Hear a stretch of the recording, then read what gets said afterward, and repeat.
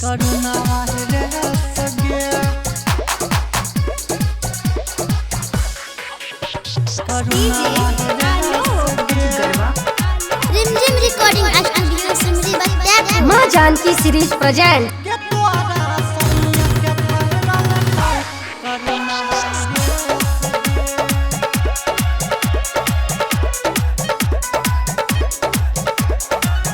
तोहरे चलता भेलो हमर पागला के भेस गे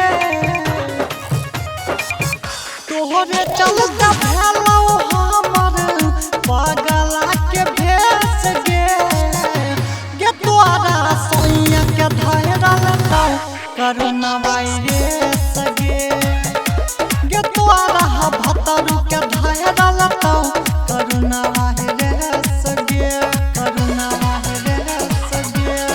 रिमझिम रिकॉर्डिंग स्टूडियो सिमरी बत्तियापुर।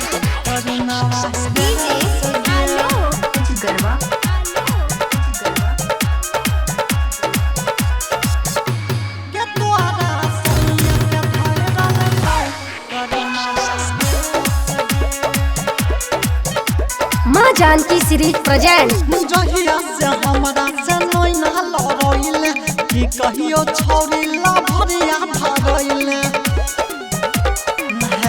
गे छौरी जहिया से हमरा से नोई ना लड़इले कि कहियो छौरी ला भरिया धरइले दिन रात याद करै छियो हमे हर से खगे दिन रात याद करै छियो हमे हर से खगे गे तोरा हसैया के धरल तो करुणा वायरस गे गे तोरा भतरू के धरल तो करुणा वायरस गे करुणा वायरस गे रिमझिम रिकॉर्डिंग स्टूडियो सिमरी बत्तियापुर। करुणा वायरस